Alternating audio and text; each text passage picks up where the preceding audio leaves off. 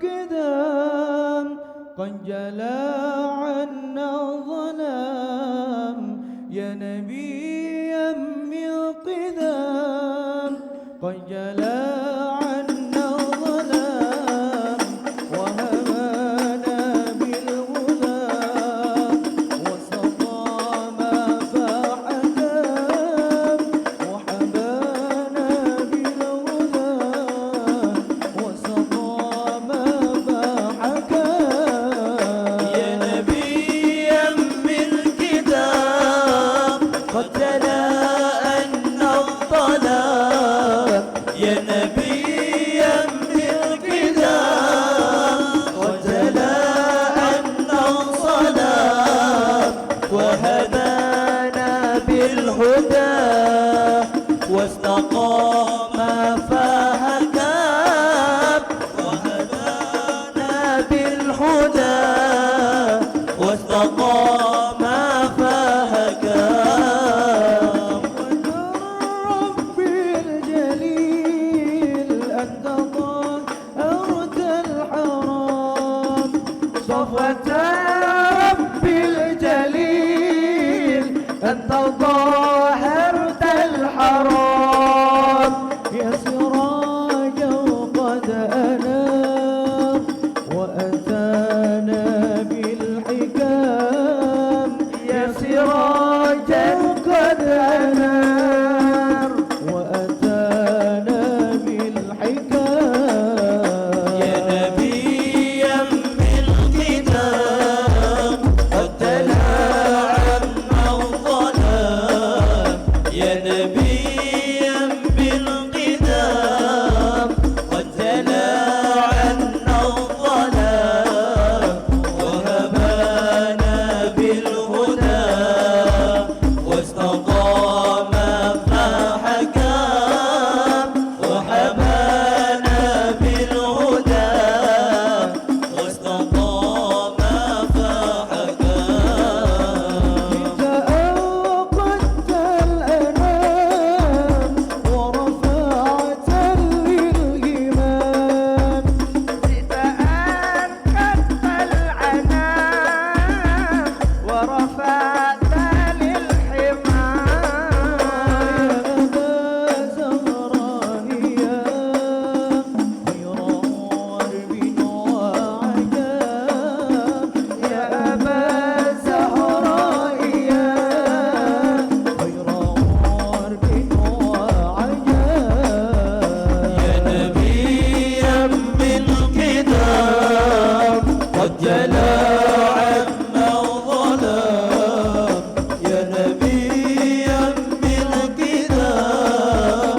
قد جلا عنا الظلام وهبانا بالهدى واستقام فحكام وحبانا بالهدى واستقام فحكام.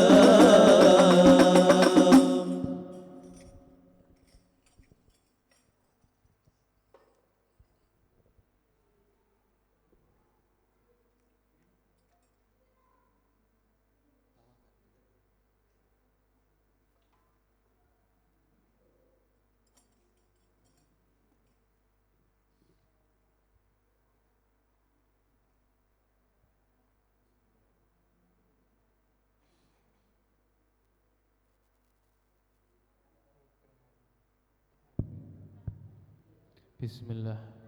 Ini tatanan Masjid Nur Jannah, jangan berubah ya. Perempuan biar agak maju aja, belakang kamera kasih satir. Jangan berubah tatanan masjidnya.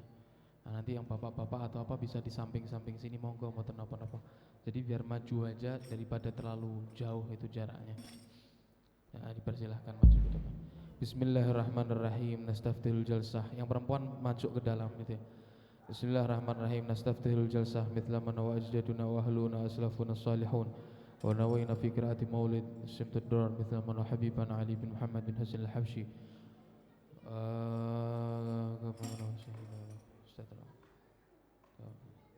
ثم إلى الرواية خصوصا سيد الجد عبد القادر عبد الرحمن استقام أستاذ الملك الفاضل بن الشيخ مسامة من نور ومن أحمد زكاة حبيب أحمد سيدنا بن عبد الله حبشي وأصولهم وفلهم منتسبين إلى جميع الله يغفر لهم ويرحمهم ويتغشهم برحمة المغفرة أن الله سبحانه وتعالى يغفر ذنوبنا ويستر عيوبنا ويسهل مطلوبنا ويشفي مرضانا ويعافي مبتلانا ويقضي حاجتنا وحاجتكم حاجة الدنيا بالميسر حاجة الآخرة بالمغفرة وعلى هذه النية قل لنا الصالح سيبجل وإلى فاتحة.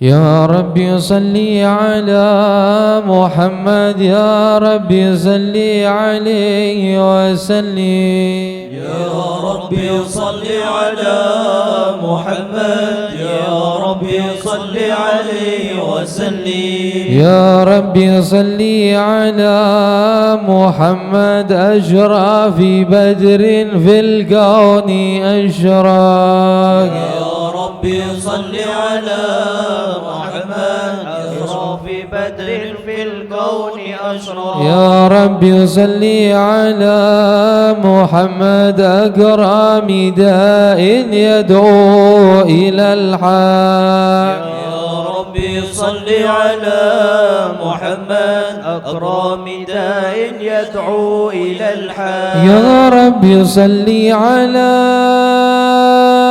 محمد المصطفى صادق المصدق يا ربي صل على محمد المصطفى صادق المصدق يا ربي صل على محمد أحلى الورى منطقا وأسدا يا ربي صل على محمد أهل الورى منطقا وأسدا يا ربي صل على محمد أفضل من بالتقى تحقا يا ربي صل على محمد أفضل من بالتقى تحقق يا ربي صل على محمد من بالسخاء والوفاء تخلى يا ربي صل على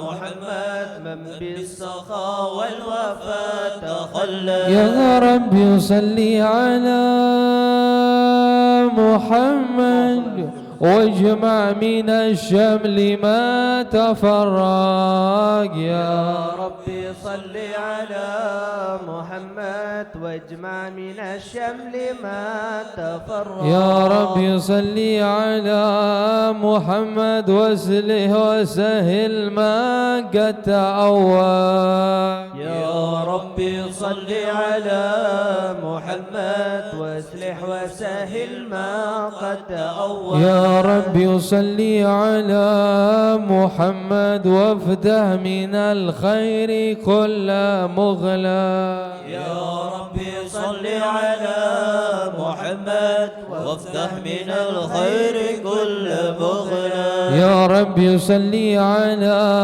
محمد وآله ومن بالنبي تعلى يا ربي صل على محمد وآله ومن بالنبي تعلى يا ربي صل على محمد وآله ومن للحبيب يعشى يا ربي صل على محمد وآله ومن للحبيب يعشى يا ربي صل على محمد ومن بحبل النبي توثق يا ربي صل على محمد ومن بحبل النبي توثق يا ربي صل على محمد يا ربي صل عليه وسلم يا ربي صل على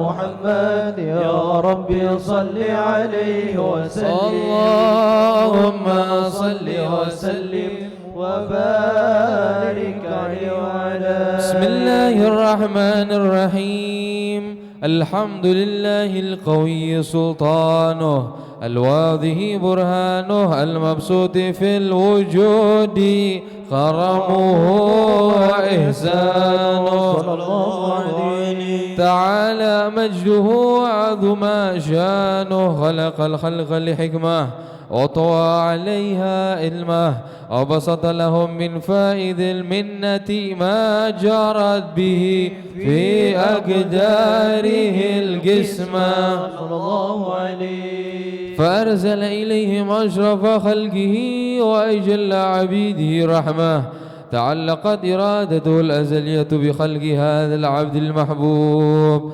فانتشرت آثار شرفه في عوالم الشهادة والغيوم صلى الله عليه فما أجل هذا المن الذي تكرم به المنان وما أعظم هذا الفضل الذي برز من حضرة الإحسان صورة كاملة ظهرت في هيكل محمود فتعطرت بوجودها أكناف الوجود وطرزت برد العوالم بطراز التكريم اللهم صل وسلم أشرف الصلاة وتسليم على سيدنا ونبينا محمد الرؤوف الرحيم اللهم صل وسلم وبارك اللهم صل وسلم وبارك عليه وعلى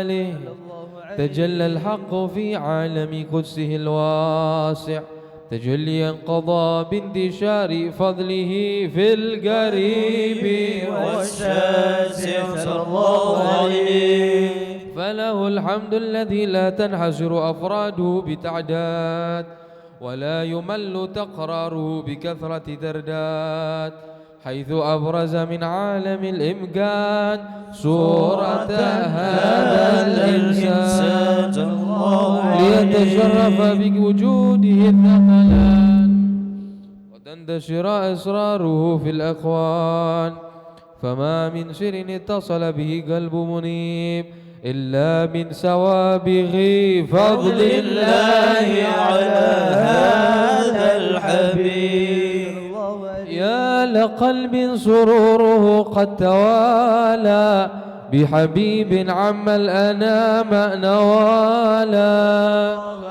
جل من شرف الوجود بنور غمر الكون بهجة وجمال صلى الله عليه قد ترقى في الحسن أعلى مقام وتناهى في مجده وتعالى لاحظته العيون فيما اجتلته بشرا كاملا يزيح الضلال صلى الله عليه وهو من فوق علم ما قد رعته رفعة في شؤونه وكمالا فسبحان الذي أبرز من حضرة الامتنان ما يعجز عن وصفه اللسان ويحار في تعقل معانيه الجلال صلى الله عليه انتشر منه في عالم البطون والظهور ما ملأ الوجود الخلق نور فتبارك الله من إله كريم بشرتنا آياته في الذكر الحكيم ببشارة لقد جاءكم رسول من أنفسكم عزيز عليه ما عنتم حريص عليكم بالمؤمنين رؤوف رحيم صلى الله فمن عليه فاجأته هذه البشارة وتلقاها بقلب سليم فقد هدي إلى صراط مستقيم اللهم صل وسلم أشرف الصلاة وتسليم على سيدنا ونبينا محمد الرؤوف الرحيم اللهم صل وسلم وبارك عليه اللهم صل وسلم وبارك عليه وعلى آله وأشهد أن لا إله إلا الله وحده لا شريك له شهادة يعرب بها اللسان عما تضمنه الجنان من التصديق بها والعدعان صلى الله عليه. تثبت بها في الصدور من الإيمان قواعده، وتلوه على أهل اليقين من شر ذلك الإدعان والتصديق شواهد صلى الله عليه. وأشهد أن سيدنا محمدا العبد الصادق في قوله وفعله، والمبلغ عن الله ما أمره بتبليغه لخلقه من فرده ونفله صلى الله عليه. عبد أرسله الله للعالمين بشيرا ونظيرا، فبلغ الرسالة وأدى الأمانة، وهدى الله به من الأمة بشرا كثيرا صلى الله عليه. فكان في ظلمة الجهل للمستبصرين سراجا وقمرا منيرا صلى الله عليه. فما أعظمها من منة تكرم الله بها على البشر، وما أوسعها من نعمة انتشر سرها في البحر والبحر صلى الله عليه. اللهم صل وسلم بأجل الصلوات وأجمعها وأزكى التحية وأوسئها على هذا العبد الذي وفى بحق العبودية، أبرز فيها في خلعته الجمال، وقام بحق الربوبية في مواتن الخدمة لله، وأقبل عليه غاية الإكمال صلى الله عليه. صلاة يتصل بها الروح المصلي عليه به، فينبسط في قلبه نور سر تعلقه به وحبه، ويكتب بها بعناية الله في حزبه، وعلى آله وصحبه الذين ارتقوا صهوة المجد بقربه، وتفيعوا ظلال الشرف الأصلي بوده وحبه، ما عطر الأقوان بنشر ذكراهم نسيم. اللهم صل وسلم أشرف الصلاة وتسليم على سيدنا ونبينا محمد الرؤوف الرحيم. اللهم صل وسلم وبارك عليه وعلى آله. يا مولد المصطفى يلي مقامك أديم، أتى بجاه النبي يقصول شفاء للسكين. مولد المصطفى يلي مقامك أديم، أتى بجاه النبي يقصول شفاء للسكين. مصطفى بلغ مقامك قديم، أسى بجاه النبي يقصول شفاء للسكين. مولد المصطفى يلي مقامك قديم، عسى بجاه النبي حصل شفاء للسقيم. قولوا بصدق الله يا ربنا يا كريم، جد بالعوافي وبادر به شفاء للكليم. يا مولد المصطفى يلي مقامك عديم، أسى بجاه النبي يقصول بالسكين. يا ربنا يا جزيل العفو يا أرحم رحيم، جد بالعوافي وفاتك شيف على الأبد قيم. يا مولد المصطفى يلي مقامك قديم، أسى بجاه النبي يقصول بالسكين. صلوا على نور الله عرج السماء يا فوز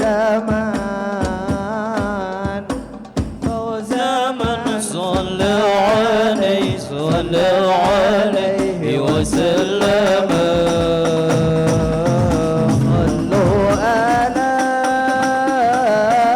نور الذي عرج السماء يا فوز من يا فوز من صلى عليه صلى عليه وسلم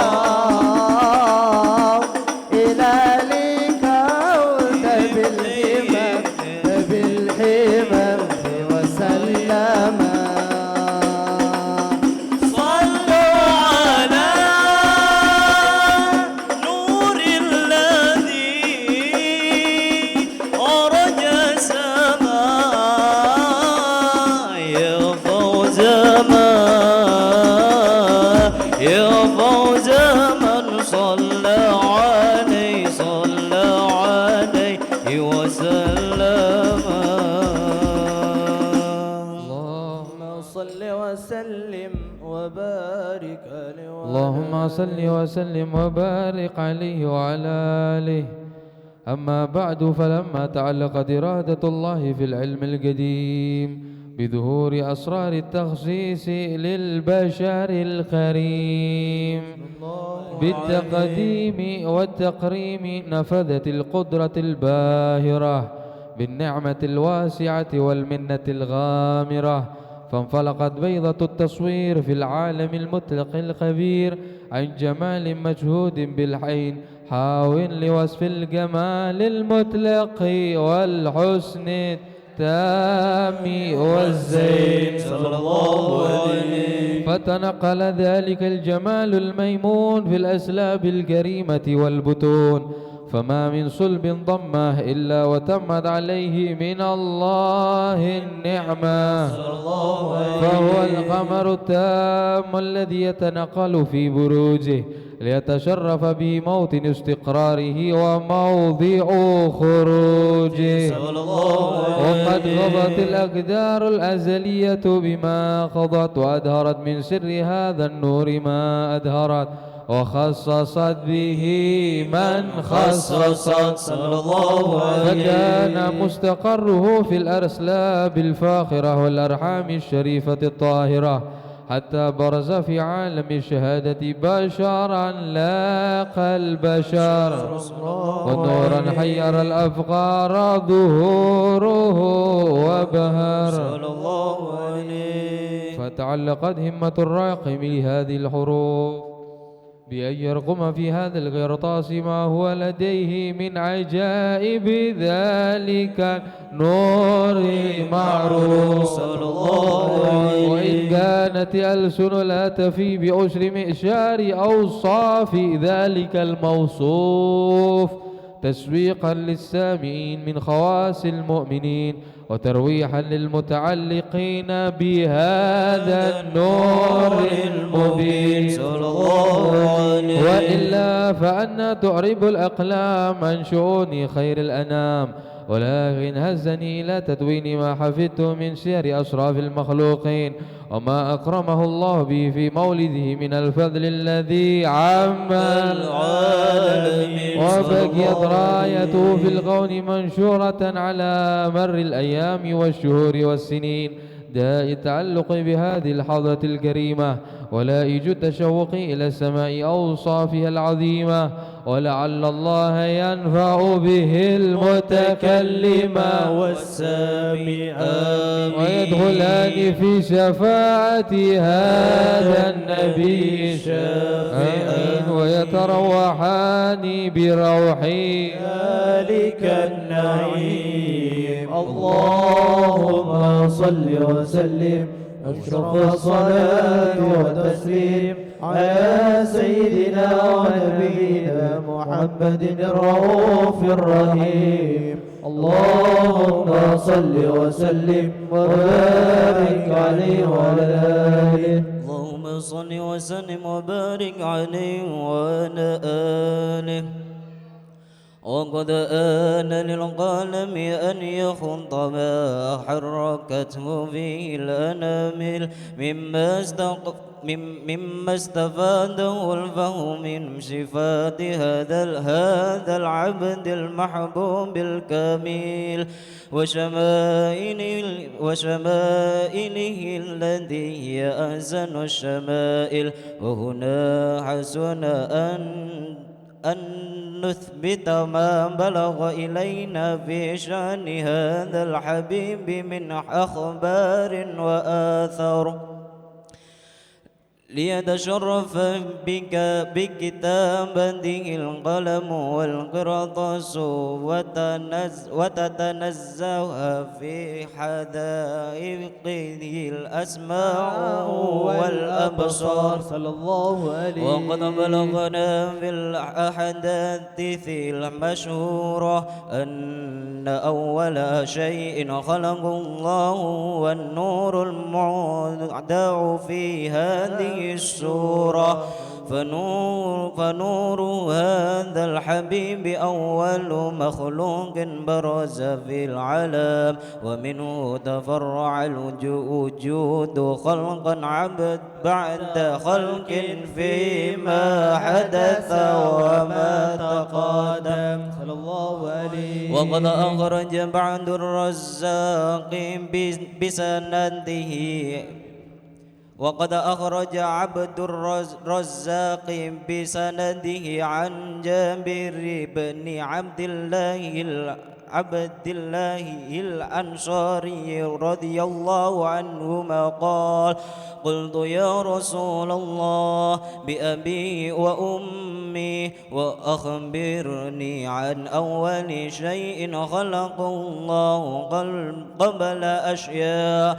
قال: يا جابر إن الله خلق قبل أشياء نبيك محمد صلى الله عليه وسلم من نوره. صلى الله عليه. وقد ورد من حديث أبي هريرة رضي الله عنه أنه قال رسول الله صلى الله عليه وسلم: كنت أول النبيين في الخلق وآخرهم في البعث. صلى الله عليه. وقد تعددت الرواية بأنه أول الخلق وجودا وأشرفهم مولودا. ولما كانت السعادة أبدية ولها ملاحظة خفية اختصت من شاء من البرية بكمال الخصوصية. صلى الله عليه.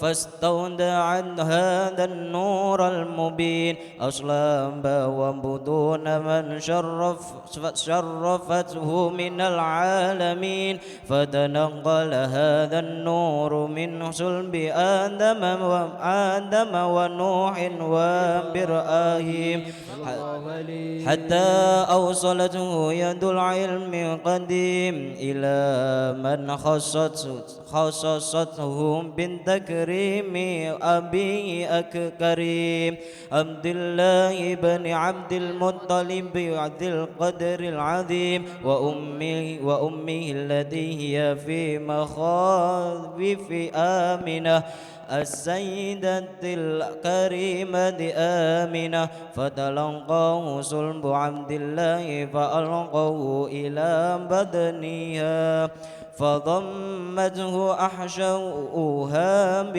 بمعونة الله محافظة على حق هذه الدرة وسونها. صلى الله عليه.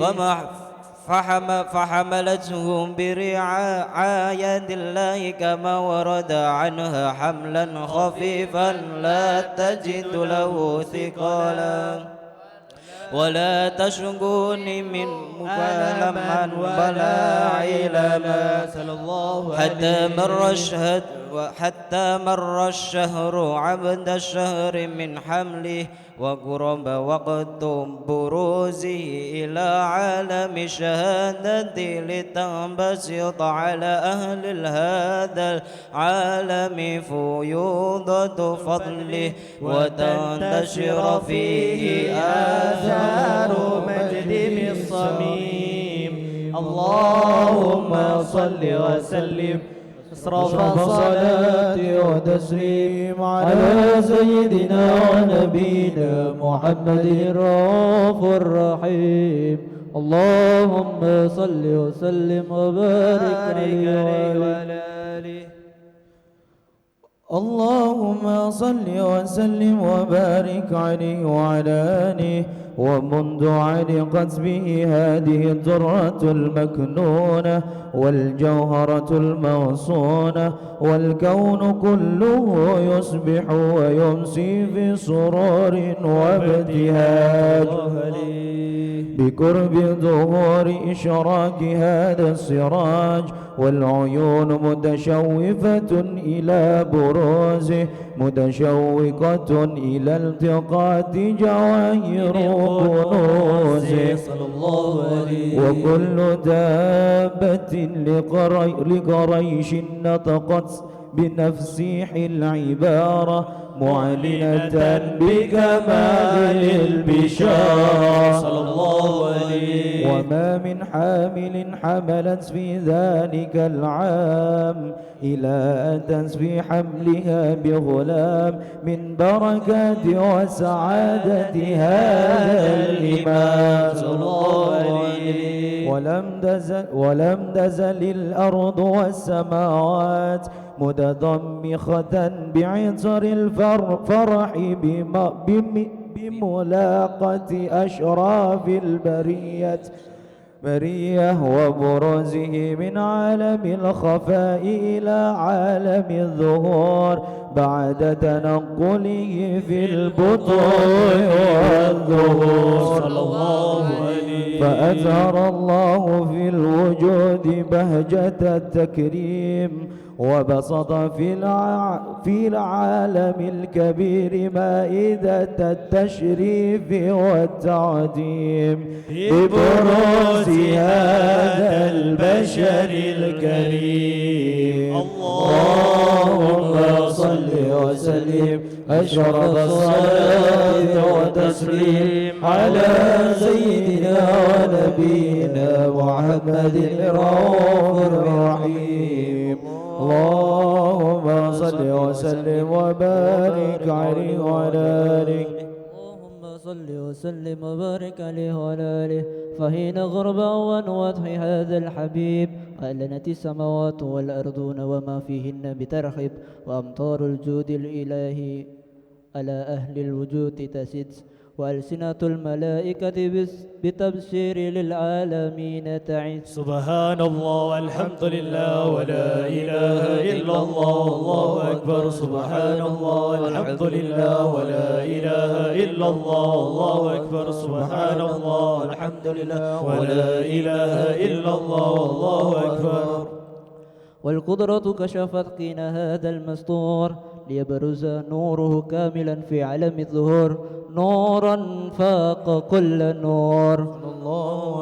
وأنفذ الحق حكمه على من أتم الله عليه النعمة من خواص الأمة أن يحضر عند وضعها أمة تأنيسا لجنبها المسعود ومشاركة لها في هذا السمات الممدود. فحضرت بالتوفيق الله السيدة مريم والسيدة عاسية ومعهما من الحور العين من قسم الله لهم من شرف بالقسمة الوافية صلى الله عليه. فأتى وقت الذين رتب الله لأوذره وجود هذا المولود، فانفلق صبح الكمان من النور عن عمود، وبرز الحامد المحمود مذعنا لله بالتأذيم والسجود على محمد صلى الله عليه وسلم. صلى الله على محمد صلى الله عليه وسلم.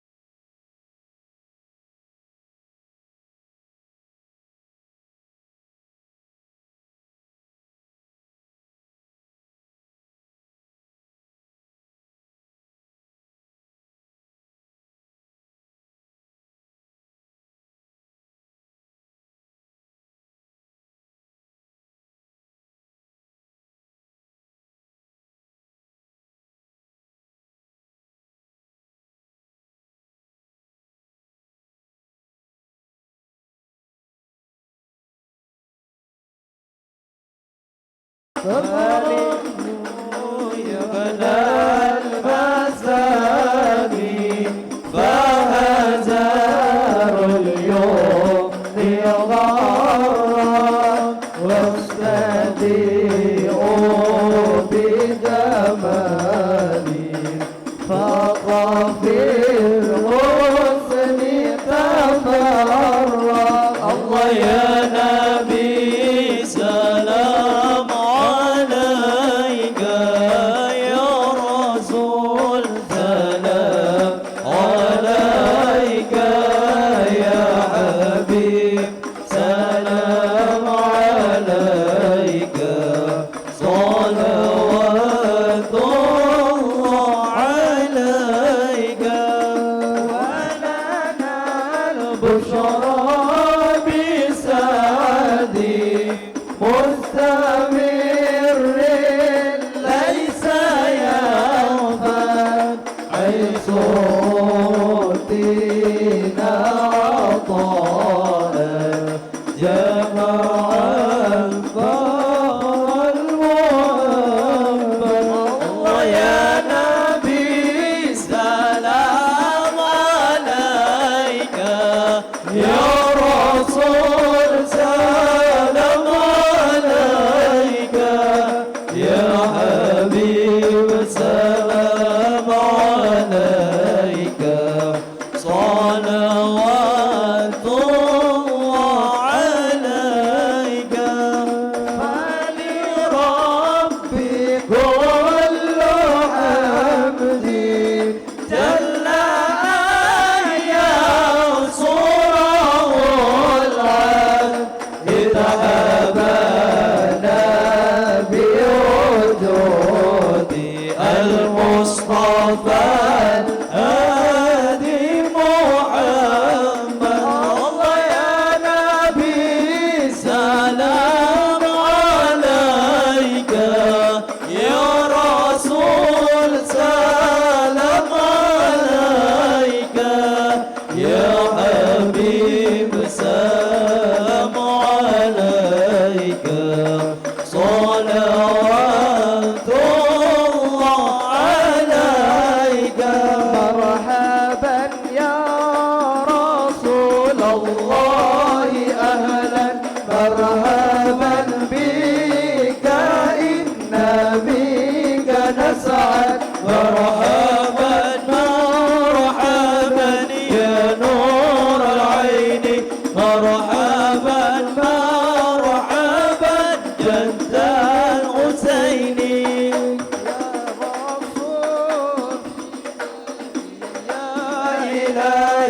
مرحبا جود وبلغ كل مقصد مرحبا مرحبا يا نور عيني مرحبا مرحبا جد الحسين وهدنا نهج سبيله يا الله كي به نسعد ونرشد يا ربي فاغفر لي ذنوبي يا الله ببركة الهادي محمد يا الله ربي بلغنا بجاهه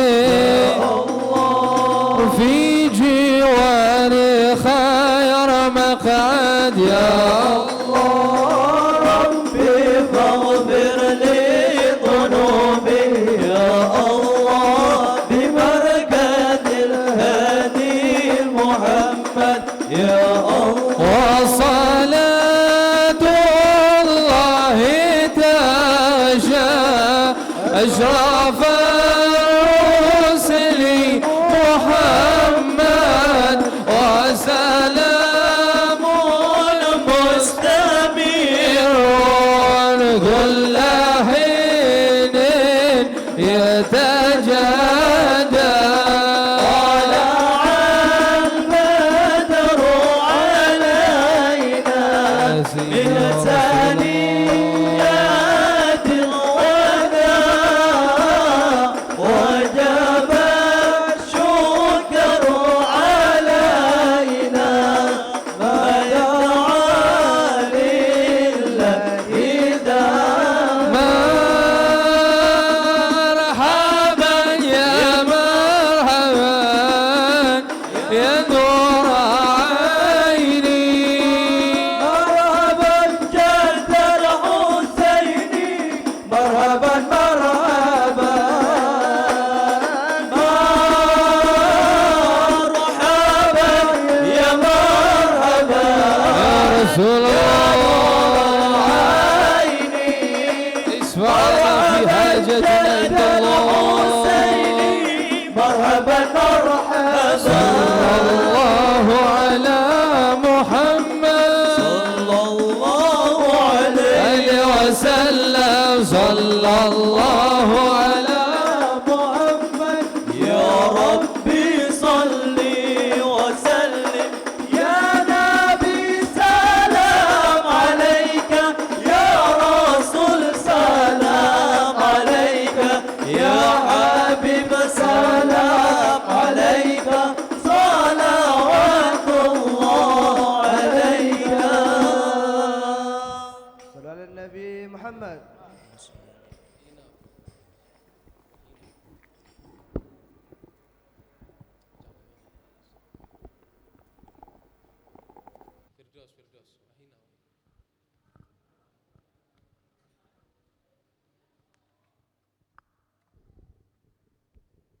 اللهم صل وسلم وبارك عليه وعلى آله وحين برز صلى الله عليه وسلم من بطن أمه برز رافعا طرفه إلى السماء مؤمنا بذلك الرفع إلى أن له شرفا على مجده والسماء وكان وقت مولد سيد الكونين من الشهور شهر ربيع الأول من الأيام يوم الاثنين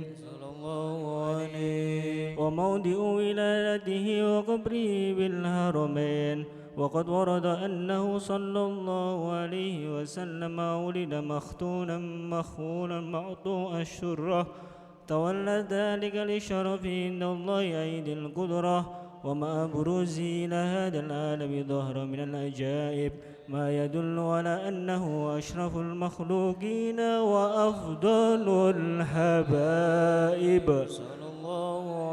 فقد ورد عن عبد الرحمن بن عوف عن أمه الشفاء رضي الله عنهما قالت لما ولدت آمنة رضي الله عنها رسول الله صلى الله عليه وسلم وقع على يدي فاستهل فسمعت قائلا يقول رحمك الله أو رحمك ربك.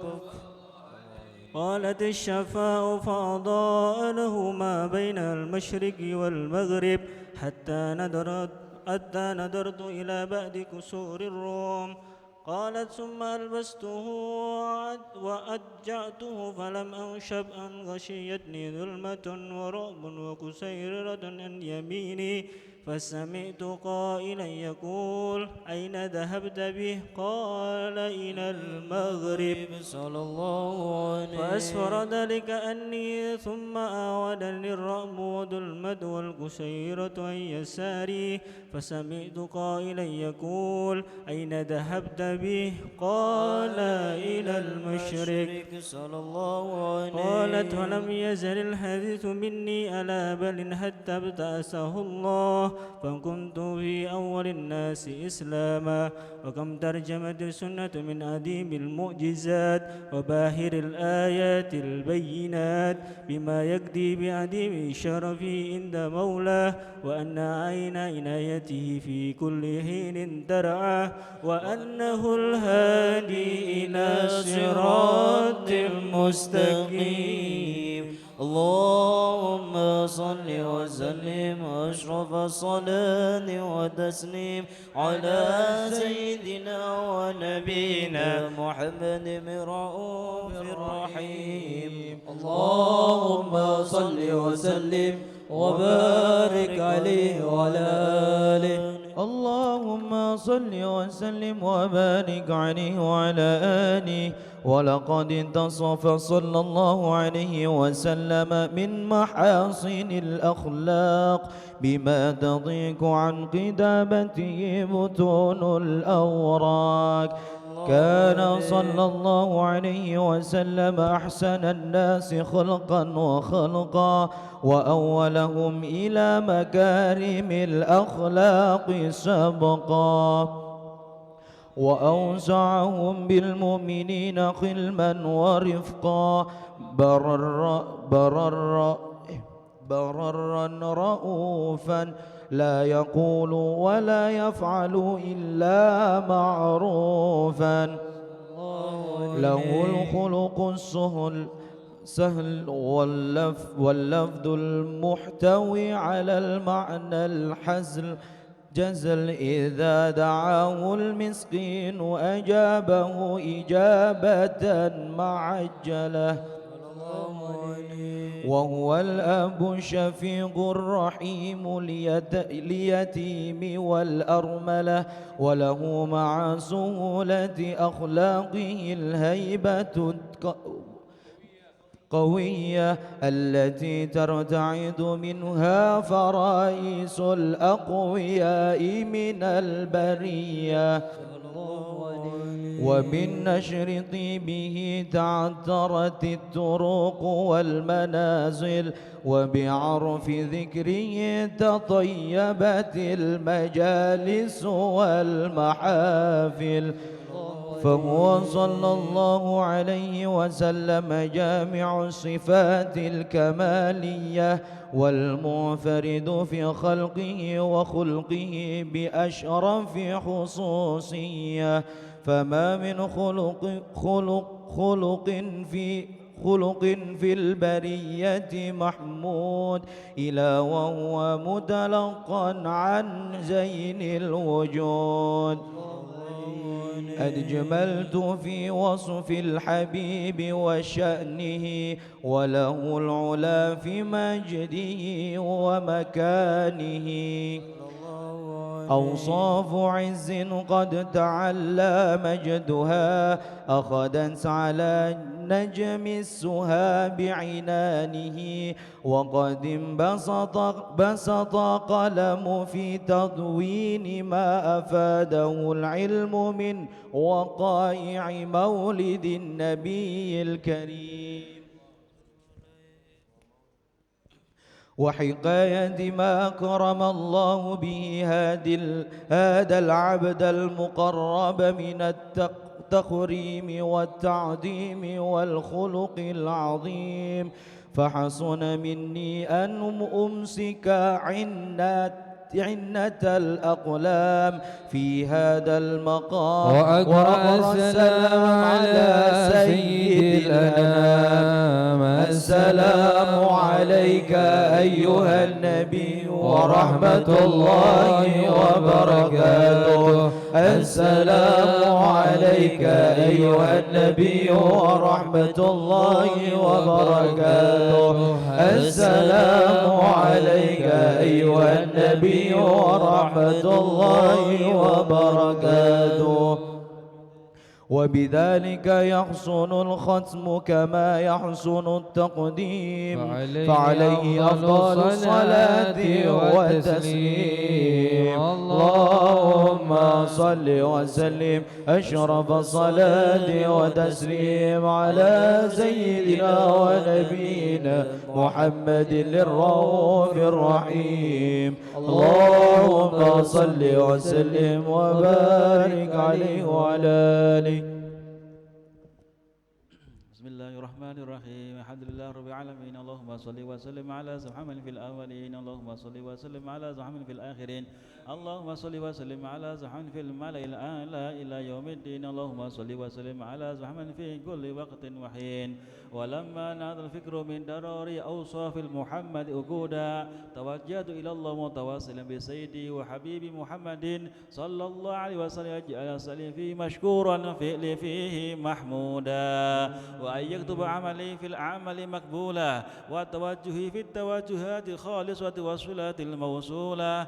اللهم يا من إليه تتوجه الآمال فتعود ظافرة، وعلى باب عزة حتى الرحال فتغشاها منه الفيوضات الغامرة. نتوجه إليك بأشرف الأسئلة لديك سيد المرسلين عبدك الصادق الأمين سيدنا محمد الذي عمت رسالته العالمين، أن تصلي وتسلم على تلك الذات الكاملة مستودع أمانتك وحافظ سرك وحامل رد دعوتك الشاملة، الأب الأكبر المحبوب لك ومخصص بالشرف الأفخر في كل موطن من مواد القرب ومظهر، قاسم إمدادك في عبادك وساكك أسر شليال ودادك سيد الكونين وأشرف الثقلين، العبد المحبوب الخالص المحسوس منك بأنجل الخصائص. اللهم صل وسلم عليه وعلى آله وأصحابه والحضرة اقترابي ومن أحبابي.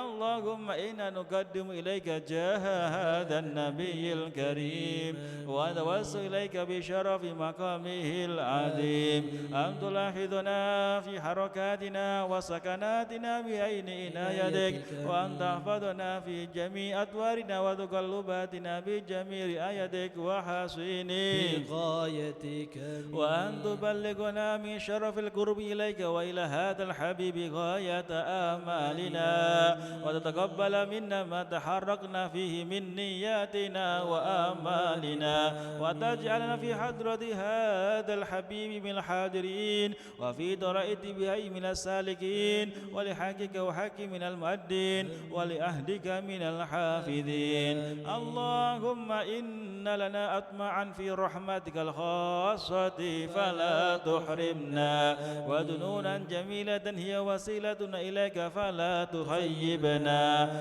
آمنا بك وبرسولك وما جاء به من الدين، وتوجهنا به إليك مستشفعين أن تقابل المذنب منا بالغفران، والمسيء بالإحسان، والسائل بما سأل، والمؤمل بما أمل، وأن تجعلنا ممن نصر هذا الحبيب ووازر ووالاه وظاهره، وعم بركات وشر وجهة أولادنا ووالدينا وأهل قدرنا ووالدينا وجميع المسلمين والمسلمات والمؤمنين والمؤمنات في جميع الجهات، وأدم راية الدين قومي جميع أقدار منشورة، ومعلم الإسلام والإيمان بها معمورة مأنا وصورا، واكشف اللهم كربة المكروبين، وقضي دين المدين المؤمنين واغفر للمذنبين وتقبل توبة التائبين وانشر رحمة على عبادك المؤمنين أجمعين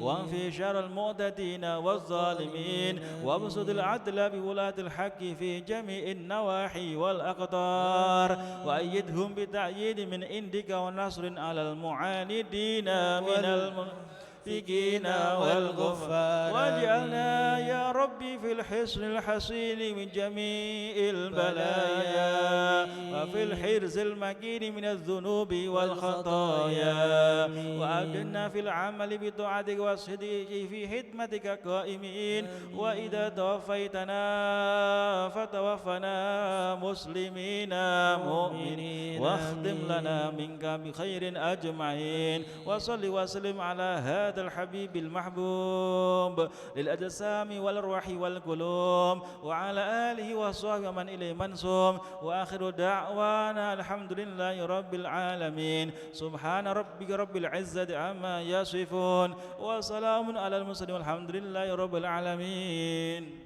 الفاتحة. بسم الله الرحمن الرحيم. الحمد لله.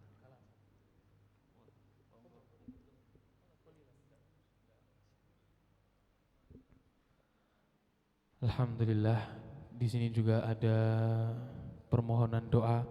Kita doakan khususnya kepada saudara-saudara kita yang sedang sakit. Wabil khusus Mas Ridwan Adi Purwaka, Al-Akh Muhammad Wildan bin Muhammad Hafid, serta semua jamaah-jamaah kita yang sedang sakit. Semoga Allah berikan kesembuhan, Allah berikan kekuatan zahiran wa batina. Allah angkat seluruh macam penyakit yang ada. Biniyatis syifa bisiril Fatihah.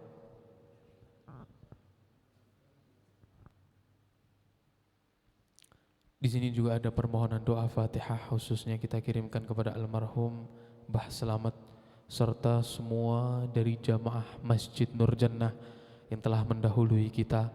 Siapapun yang membantu masjid ini, yang memakmurkan masjid ini ataupun pernah sholat dan duduk di masjid ini, Allah yaghfir lahum yarhamhum yataghashsham bi rahmah wal firahu ila hadratin nabi bisiril Fatihah.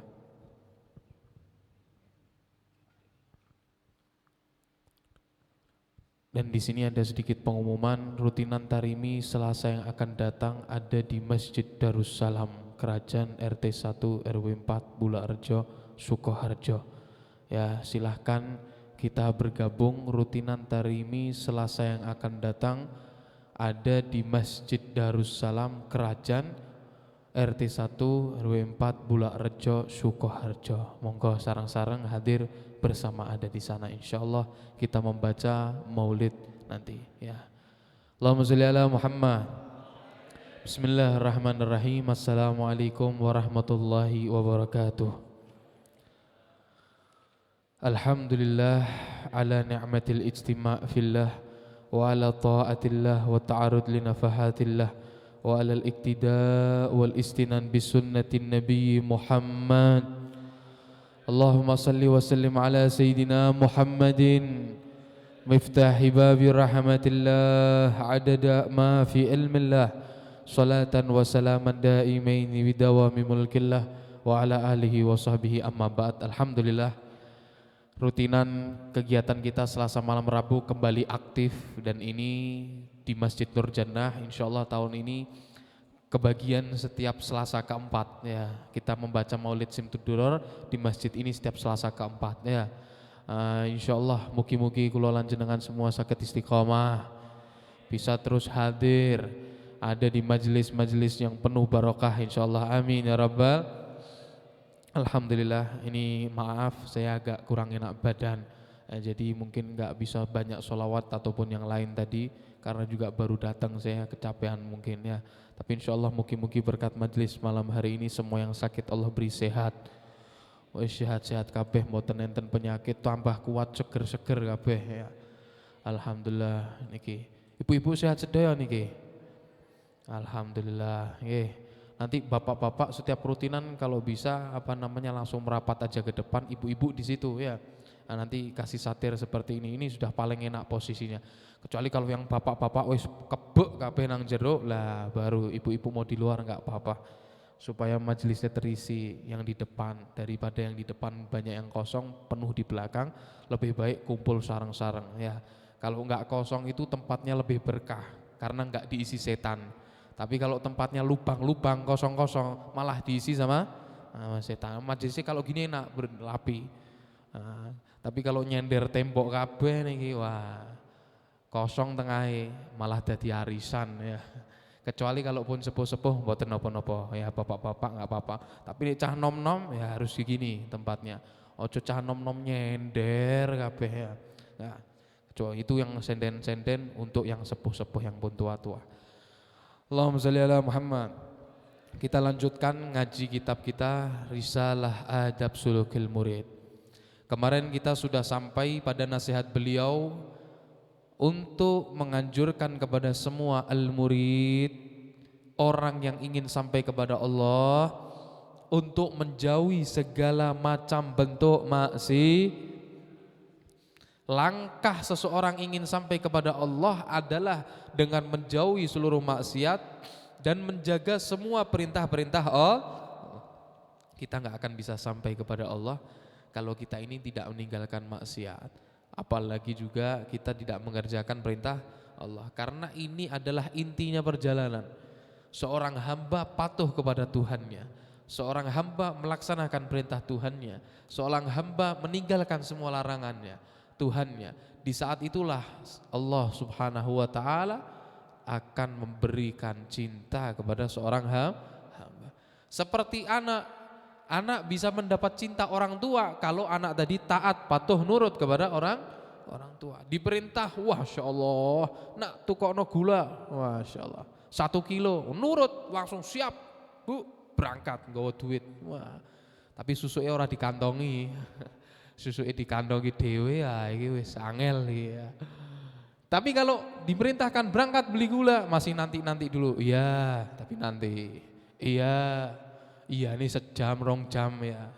Umpamane iyanya besok baru berangkat. Nah, ini modelan ya kurang semangat ini. Tapi ya insya Allah masih dianggap sebagai anak yang Tapi kalau sudah ketika mendapat perintah dari orang tua enggak sama sekali, enggak mau nurut, enggak mau dikerjain, enggak mau dilakuin, malah sibuk sama handphonenya, sibuk sama gamenya. Wah, diperintah beli gula enggak mau, malah main Mobile Legend. Wah, enggak mau beli gula, uangnya dikasih bukan buat beli gula, malah buat apa itu jenenge?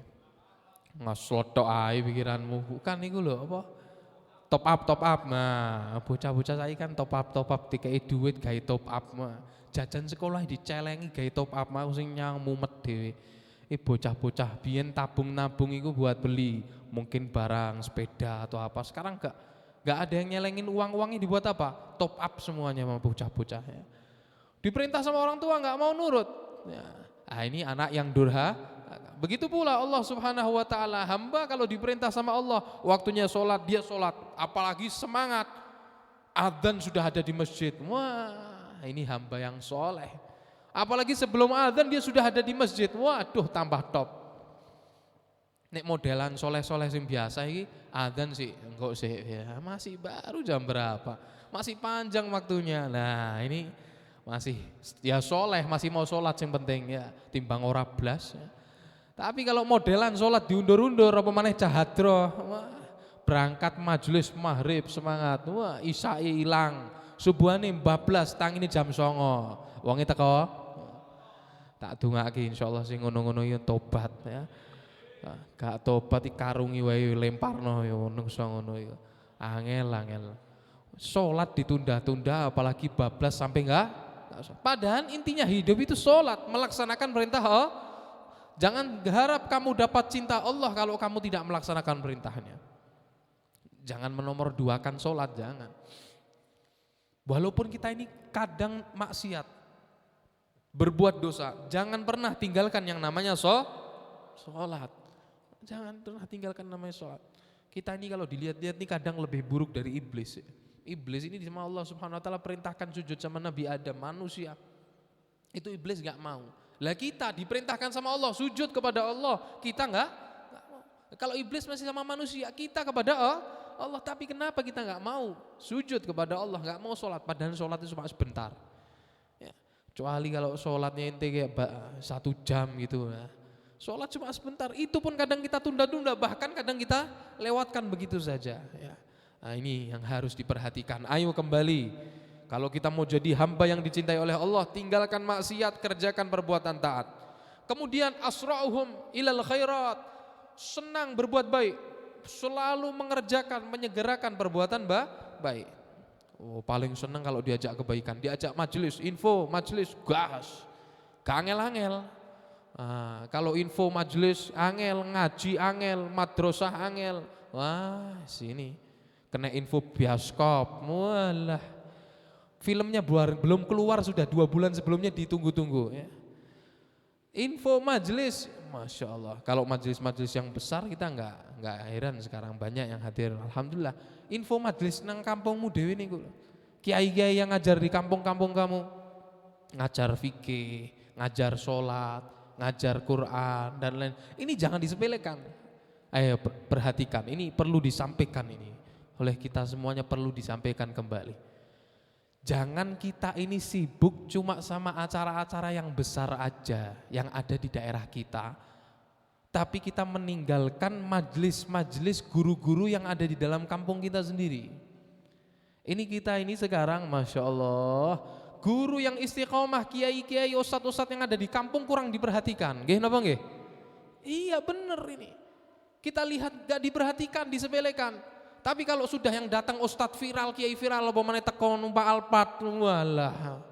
Kabeh datang, kabeh heboh, status kalau perlu seminggu full, statusnya itu terus. Kamu kalau meninggal, itu orang yang datang, yang viral, yang rame, yang semua datang, belum tentu hadir jenazah kamu. Belum tentu nyolatin kamu, belum tentu mandiin kamu. Tapi kiai yang ada di kampung kamu, kiai yang ada ngajar, ustadz yang ngajar di kampung kamu, sejak kamu meninggal dia sudah buka Quran, bacakan tahlil, bacakan Quran, bacakan doa, mimpin sholat, kadang memandikan, kadang itu semua. Perhatikan ini ustadz-ustadz yang ada di kampung, guru-guru kita. Apalagi tak lihat-lihat anak muda sekarang. Kalau sudah guru TPA-nya dia dulu, guru ketika dia TPQ dahulu, ketemu ketika dia sudah sukses, sudah besar, gak disapa lagi. Hati-hati, hati-hati. Kamu gak akan bisa seperti ini tanpa mereka. Ayo kembali kita ingatkan kepada jamaah kita, santri-santri kita.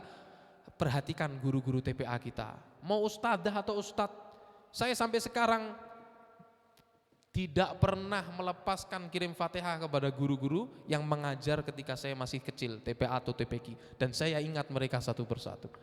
Dan itulah pendidikan guru-guru kita dulu. TPA ada di Masjid As-Segaf, atau TPA ada di Masjid Al-Khair, di Majelis Al-Hidayah, di Majelis banyak. Semuanya masih ingat. Ustadz Mustafa dulu muadzin Masjid As-Segaf, itu ustadz, guru anak. Ada juga ustadz-ustadz yang sudah meninggal, semuanya kita kirim Fatihah. Bahkan pun kita kalau berziarah ke suatu daerah, kita mampir juga ke tempat kubur mereka. Ini penting. Kadang kita itu enggak, yang kita pegang ustadz yang paling besar, yang paling hebat. Nanti yang bawah-bawahnya dilupain sudah. Ini enggak boleh. Ya. Kalau sudah ada ustadz yang lebih terkenal, ustadz-ustadz yang bawahnya ditinggal. Nah, ini galilul adab. Ini adalah adab yang buruk, menunjukkan jeleknya adab dan akhlak kita. Gak boleh seperti itu. Padahal terkadang ustadz-ustadz yang kamu remehkan, justru disitulah kamu mendapat nadrah. Jadi belum tentu kamu tuh dapat pandangan, kamu tuh sukses, kamu dicintai sama Allah, kamu sampai kepada Allah karena orang-orang besar itu aja, yang mereka wali-wali besar atau sudah terkenal, belum tentu. Kadang justru yang terlihat sepele, Masya Allah, nggak terkenal atau apa, terlihat sepele ada di kampung, tapi dia merhatikan kamu, dia mendoakan kamu, dia pernah mengajari kamu. Karena sebab guru-guru yang seperti itu, kamu bisa jadi orang-orang hebat, orang-orang besar.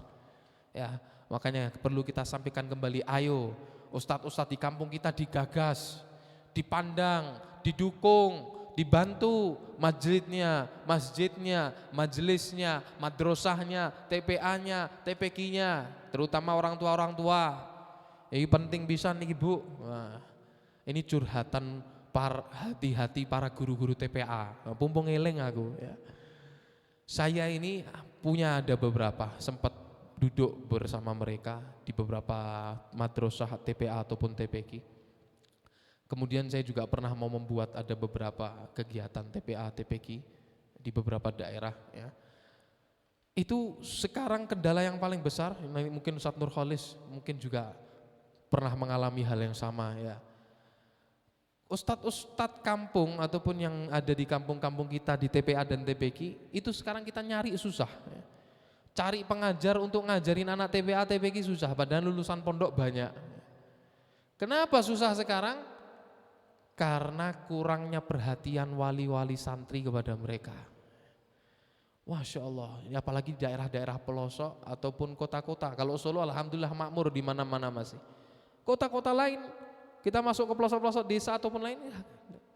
Kenapa? Kendalanya kurang perhatian wali santri.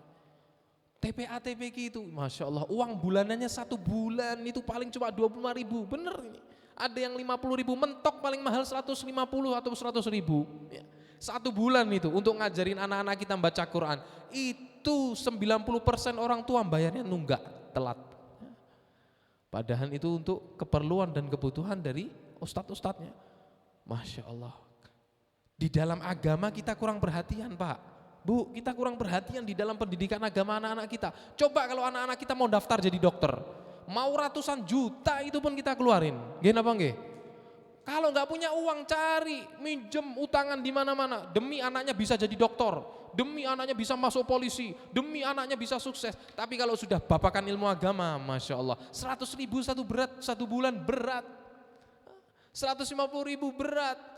Anaknya lagi nanti beli kitab, beli itu susah mengeluarin. Padahal ini ilmu agama yang kita butuhkan kalau kita ada di dalam kubur.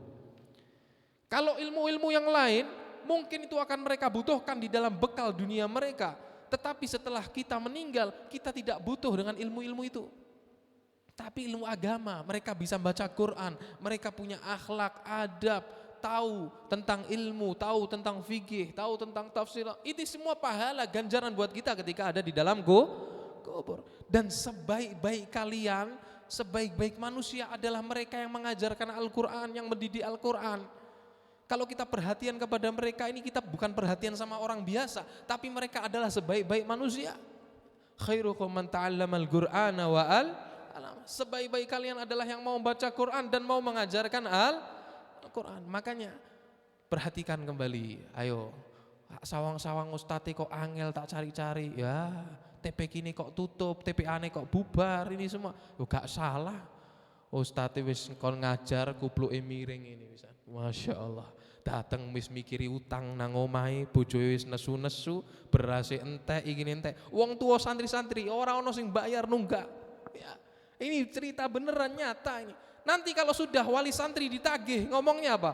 Masa kamu ini ngajar cari dunia? Masa kamu ini mau cari minta bayaran begini-begini? Oh, wong tua ini model-model ini kudu difatihai memang ya. Angel ya nah ya. Kita harus perhatian sama ustadz ya, kalau mereka bekerja akhirnya nanti siapa yang didik anak-anak kita? Akhirnya sekarang kita mau cari ustadz, ya Allah ustadz ayo ustadz ngajar di pondok ini, ngajar di TPA ini, gak mau. Kenapa? Kerja saya ada kerja pagi sampai sore, saya malam itu bekerja begini. Ustadz kabeh totolan kerja kabeh, gak ada yang mau ngajar. Kenapa? Karena ngajar mereka tidak bisa nyukupi keluarga mereka, sehingga mereka sibuk kerja. Lah kalau sudah guru-gurunya sibuk kerja semua, ustadz-ustadznya sibuk kerja semua, akhirnya nanti gimana itu? Anak-anak kita siapa yang memperhatikan? Siapa yang mau mendidik? Siapa yang mau ngajari? Nah, karena itu perhatikan kembali ustadz-ustadz dan guru-guru yang ada di kampung-kampung kita. Allahumma sholli ala Muhammad. Kemudian nasihat beliau selanjutnya. Beliau mengingatkan kita untuk tafarruh an kulli ma yuzghiluhu an ibadatihi wal yakun syahihan ala anfasihi bakhilan bi awqatihi la yasrifu minha qalila wala kathira illa fima yuqarribuhu min rabbih. Beliau Abdullah Haddad mengingatkan, wahai saudara, hendaknya kamu mengosongkan waktu kamu dari segala hal yang menyibukkan kamu dari ibadah kepada Allah. Jadilah kamu syahih, syuh dan bukhul, pelit kikir terhadap waktu. Maksudnya gimana? Begini, jangan sampai waktu-waktu kita ini terisi sama sesuatu yang gak manfaat. Bu, wis turu kabeh to iki. Halo halo. Oh, sik tangi. Kuat nggih? Ora kuat mabura. Allahumma shalli ala Muhammad. Bakhil, kikir sama waktu. Ini waktu adalah modal utama kita. Innama ra'su malikal umru fa'murhu bi fi'lil jamili wal makrumati. Ketahuilah sesungguhnya modal utama bagi kamu para manusia adalah usia, umur, waktu. Maka gunakanlah waktu-waktu tadi untuk perbuatan yang indah, perbuatan yang mulia. Jangan sampai waktu kita terisi sama sesuatu yang gak manfaat, rugi. Terutama mas-mas, adik-adik sing tak nom-nom iki. Jangan pernah kamu gunakan waktumu untuk sesuatu yang gak manfaat. Nyesel nanti kalau sudah besar. Nyesel. Pumpung kamu masih muda, ngaji. Pumpung kamu masih muda, belajar. Apapun, urusan dunia ataupun akhirat. Jangan sampai kosong.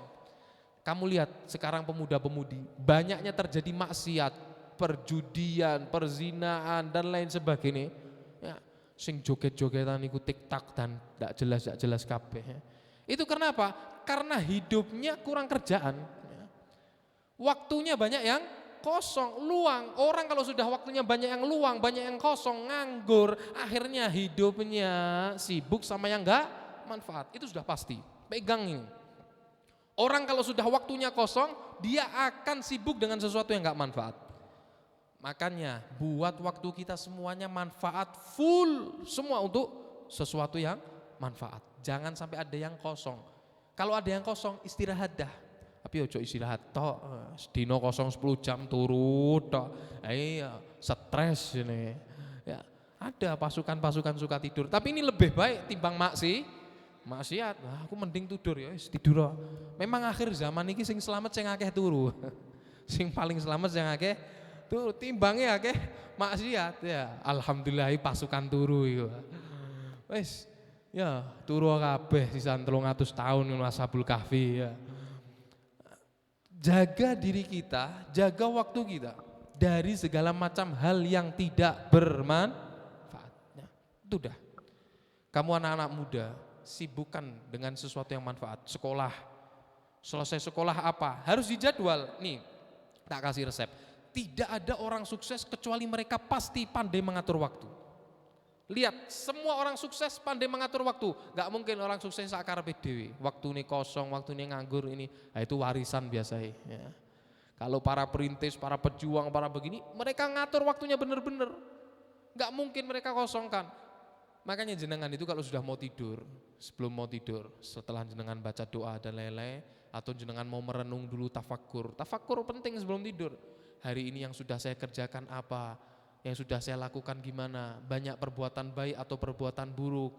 Ya Allah, minta maaf saya, minta ampun, saya maafkan semua saudara saya. Ini aktivitas sebelum tidur. Ya. Kemudian jenengan juga pikirkan besok yang mau jenengan lakukan apa.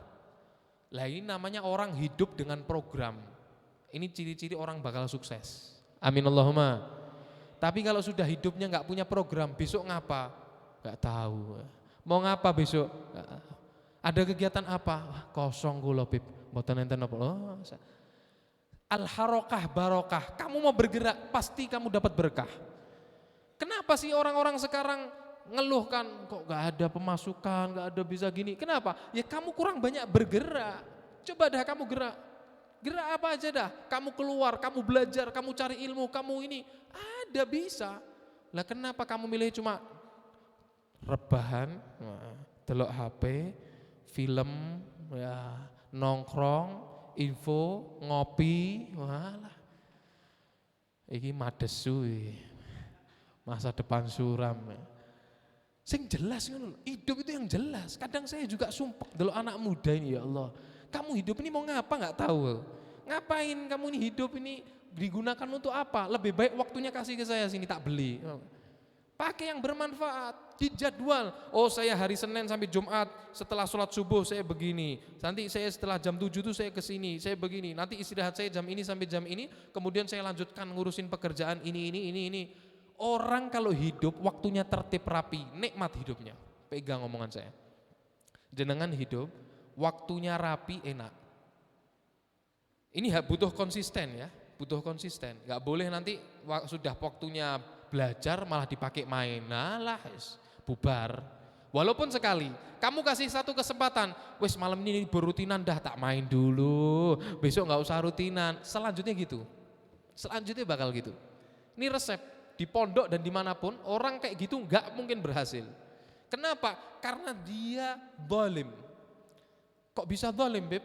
Orang zalim itu artinya meletakkan sesuatu tidak pada tempatnya, itu namanya zalim. Maka kita semua ini sebetulnya mendolimi diri kita sendiri. Kita banyak meletakkan sesuatu tidak pada tempatnya. Waktunya belajar malah digunakan main. Waktunya bekerja malah dipakai tidur. Waktunya istirahat tidur malah dipakai nongkrong. Waktunya walah dibolak-balik. Waktunya nggak ada rapi. Ini susah mau jadi orang sukses, nggak bisa. Oleh karena itu pandai isi waktu. Al-waktu kasif. Waktu itu seperti pedang. Kalau kamu tidak pandai-pandai mengatur waktu, ini waktu bisa memancung kamu. Bisa mati kamu kena sama waktu. Cerdas. Saya punya teman di pondok itu Masya Allah ada. Wah saya ini kalau sama dia kagum bener. Ngelihat sama waktunya tuh tertib rapi. Gak bisa diganggu. Mulai dari sebelum subuh sudah bangun mandi. Oh tuh mandi junub ya. Mandi biar seger belajar ya. Sobuan ke masjid itu seger mandi adus ora kaya sampean subuh sih ngiler ya. Kalau berangkat nang masjid wis wudu ra minta wis langsung ini seger mandi. Di masjid nanti buka kitab dulu, mutolaah. Nanti sambil sholat subuh, setelah sholat subuh baca wirid. Setelah wirid anak-anak pondok keluar dia masih di masjid. Ngapain? Ngelalar alfiyah 1000 bait ya. Atau ngelalar zubat atau baca apa gitu. Nanti kalau sudah 6:30 dia keluar ngambil makan jam 7 taklim nanti sampai jam 11 sebelum siang 1 jam dipakai untuk qailulah istirahat. Waktunya istirahat walaupun yang lain mungkin ada yang majlas ya dudukan nongkrong ini semuanya istirahat. Adzan duhur bangun ke masjid. Nanti setelah dari masjid rapi ngambil makan siang. Setelah makan siang mungkin ngurusi pakaiannya, ada yang cuci atau laundry atau ini selesai masjid lagi baca kitab lagi dibagi. Nanti asar begitu, persiapan luar, maghrib setelah isya rapi, setiap hari rapi. Rutinannya ya begitu. Dan kita punya guru-guru juga seperti itu, mereka rutin istiqamah. Hari Senin waktunya ngaji di sini ya ngaji di sini, Selasa ngaji di situ ya di situ, Jumat begini. Walaupun mereka bepergian, mereka tidak ninggal. Kadang kan ada darurat, pergi keluar pulau, keluar kota, ada undangan atau ini itu. Mereka tetap gak ninggalin, sekalipun di atas pesawat tetap mereka baca. Sekalipun di kereta tetap mereka baca, gak ditinggal. Bahkan sholat sunnahnya pun gak ditinggal. Oh saya nemenin guru saya itu di mobil di ini pun sholat sunnah terus gak berhenti. Orang kaya awake dhewe. Di masjid, di mobil sholat sunnah. Mengerjakan sholat gak ditinggal. Dan mereka itu seperti itu. Mudawamah terus. Amalan itu sedikit, yang penting adalah terus menerus. Daripada banyak tapi cuma sekali, ini lebih penting. Nah, makanya jenengan ikat yang kikir sama waktu. Jangan terlalu dermawan. Maksudnya dermawan sama waktu gimana? Dibiarin aja waktunya dibuang-buang untuk sia-sia. Jangan. Yang kikir sama waktu. Waktu itu dieman-eman. Kenapa? Karena waktu ini adalah modal kita. Ada yang dijatah umur 20, umur 40, umur 60, macam-macam. Lah itu modalnya jenengan semua. Jenengan bisa gunakan apa? Waktu itu dengan sesuai dengan apa yang jenengan gunakan. Mau manfaat, sukses. Mau nggak digunakan untuk sesuatu yang manfaat, nyesel, rugi. Terutama anak muda kalau dengerin orang tua nasihatin, kadang kan nantang, dinasihatin sama orang tua. Kamu belajar nanti kamu susah loh. Kamu madesu ya, masa depan suram. Kamu nggak bisa begini, nggak bisa begitu. Kadang nantang, nggak mau belajar, sombong ini. Kadang balikkan keadaan, walah bapak dulu ya gak tahu belajar, orang tahu sinau. Kadang balikkan ke orang tuanya begitu. Ini orang-orang salah. Anak-anak muda, kamu kalau dinasihatin sama orang yang lebih tua, mereka menasihatin kamu, itu bukan mereka menunjukkan bahwasanya mereka lebih baik, enggak. Cuma mereka itu ingin kamu lebih baik dari dia. Itu yang pertama. Dan yang kedua yang mereka inginkan adalah gimana kamu tidak merasakan kesusahan seperti yang mereka rasakan. Nah, kadang dinasihatin susah nasihatin anak muda. Kenapa? Egonya orang anak muda ini besar. Dikasih tahu, dikasih bilang nggak bisa. Padahal orang tua pernah mengalami seperti anak muda. Orang tua tuh pernah muda. Sedangkan kamu yang masih muda nggak pernah jadi orang tua. Kamu nggak tahu. Orang tua yang nasihatin kamu itu karena pengalaman, mereka sudah tahu. Nah, makanya kita sebagai anak muda ojo angel-angel dinasihati ya. Terutama pentingnya mengatur waktu. Ini harus sering disampaikan, terutama para penceramah dimanapun berada. Sampaikan ke anak-anak muda tentang semangat belajar, semangat bekerja, semangat bergerak. Karena kita saat ini sedang diserang dengan yang namanya rasa malas. Sedangkan rasa malas ini adalah suatu penyakit yang mematikan, lebih mematikan daripada racun. Nih ingat-ingat, di mana-mana kita lihat anak muda ya Allah, masih muda-muda males, sudah nggak mau kerja. Makanya slot ini Indonesia paling rame, paling akeh. Kenapa? Maunya jalur cepat, instan, langsung sugih, langsung ini. Padahal dibohongin semua. Yang kaya ya bandarnya, ente tambah fakir mana ya. Nggak bisa. Makanya kamu anak muda gerak. Dan kamu harus punya mental yang kuat. Sekarang anak muda apa? Ditegur sidik wis belayu lari. Dimarahin sedikit sudah waduh down mentalnya. Jangan, mental yang kuat. Gagal maju lagi. Gak bisa, coba lagi terus. Kalau kamu coba, kamu akan sukses. Tapi kalau kamu nyerah, kamu berhenti, kamu gak bisa. Ya, keberhasilan itu akan diberi oleh Allah kepada mereka yang tidak pernah menyerah di dalam mencoba.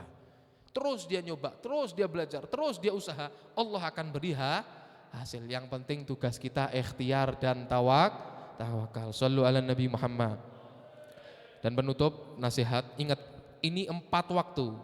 4 waktu ini paling utamanya waktu. Siapa orang yang memaksimalkan 4 waktu ini, dia bisa menyalip, melewati, melebihi dari orang-orang lain. Orang-orang lain bisa jenengan salib, bisa jenengan lewatin kedudukannya, kehebatannya dan lain sebagainya. Kalau jenengan mau memanfaatkan 4 waktu ini, terutama canom-nom eling-elingen 4 waktu. Ini kita dari dulu di pondok sampai sekarang diwanti-wanti sama guru-guru kita. Nggak boleh sampai 4 waktu ini dilewatkan. Walaupun kadang ya kesel ya, pas kesel ngantuk ya kelewatan ya. Usahakan semaksimal mungkin, termasuk sing ngomong ini ya. Semaksimal mungkin sebisa kita. Pertama, waktu qabla subuh, sebelum subuh. Ya, ini waktu-waktu di mana Allah Subhanahu wa taala banyak memberi pemberiannya kepada hamba. Jangan sampai sebelum subuh kita tidur. Jadi kalau bangun itu jangan setelah adzan, Bu. Sebelum adzan usahakan sudah bangun. Ya, itu Allah banyak memberikan pemberian di waktu itu. Enggak harus 2 jam sebelumnya, enggak. Jenengan kuatnya 5 menit sebelumnya enggak apa-apa. Gak masalah, yang penting sebelum subuh sudah bangun. Terus yang kedua, ba'da subuh, setelah subuh. Nah, biasanya kan ngomong sholat subuh langsung glebek, pemane pas balan puasa. Walah, bulan Ramadan malam begadang bar sembahyang subuh, blek ilang nganti duhur. Ono maneh sing ilang nganti asar. Wong manang iku biasae. Allahumma Muhammad.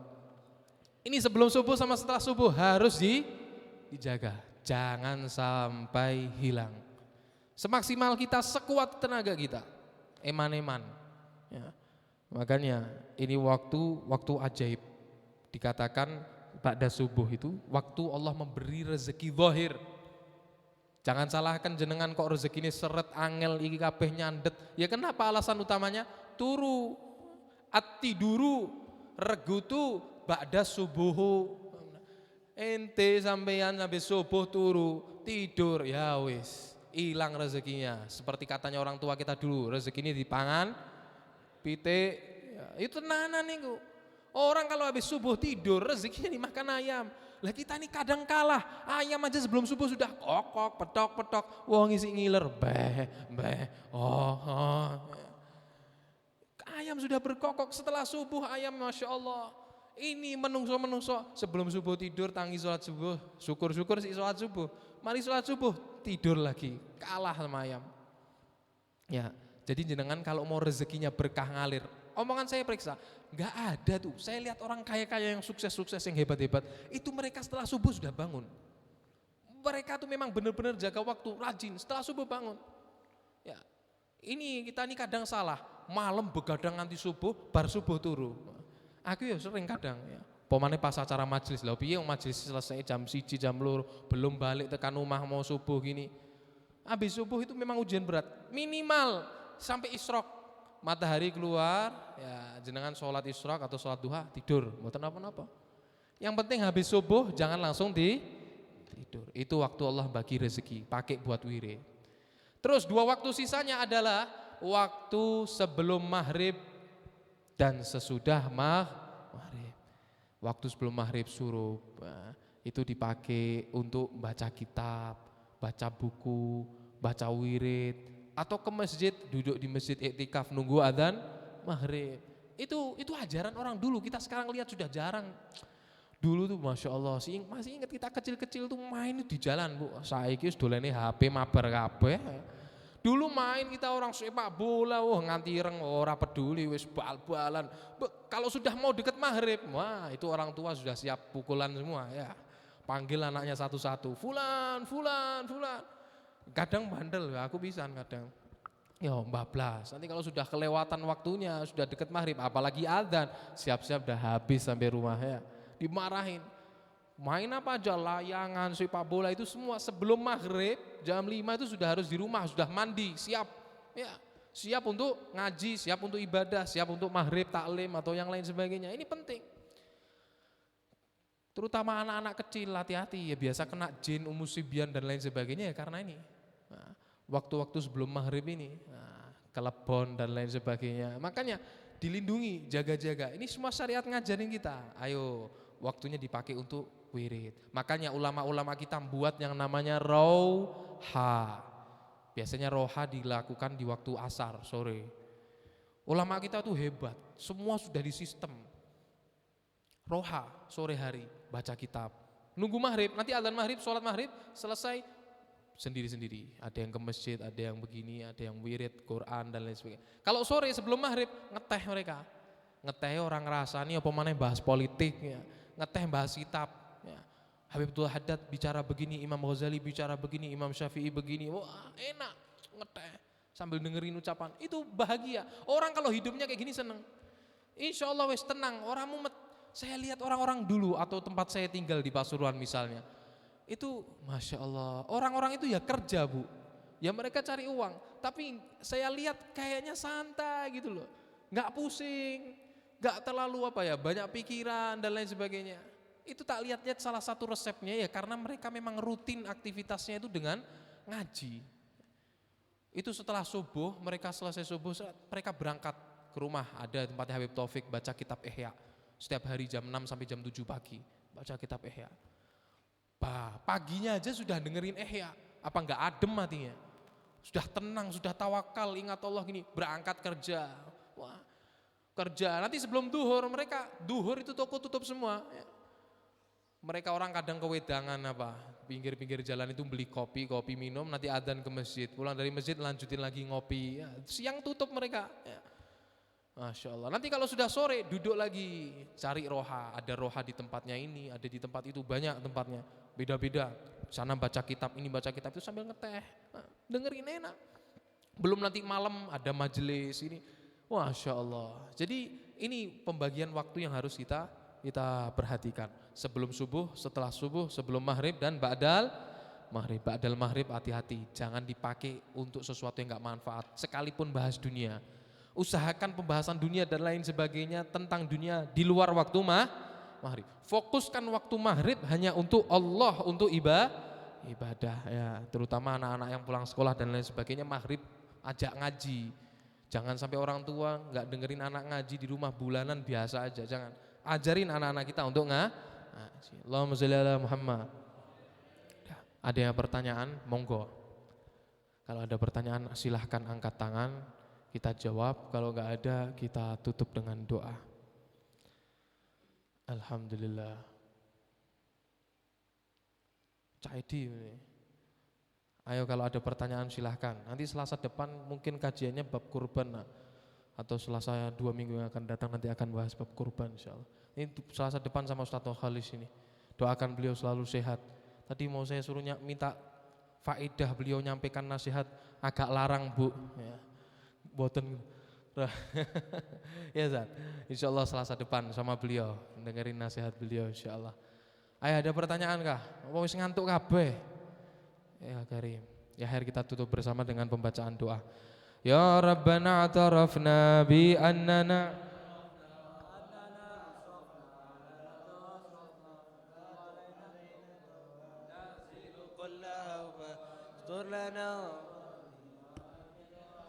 واغفر لوالدينا ربي ومولودينا والأهل والإخوان وسائر وكل ذي محبة آمين ربي اسمع فضلا وجودا منا لا بانتساب بالمصطفى الرسول نهضى بكل سول صلى عليه عد الحب وآله عداد تصصه والحمد لله في البدء والتناهي تقبل الله منا ومنكم تقبل. Saya mengucapkan banyak terima kasih kepada Takmir, keluarga besar dan semua yang membantu kegiatan rutinan di Masjid Nur Jannah. Matur nuwun sangat, jazakumullah khair, dan insyaallah jenengan mendapat balasan jutaan keberkahan dari Allah Subhanahu wa taala. Amin ya rabbal wallahu alam. Allahumma shalli ala Muhammad.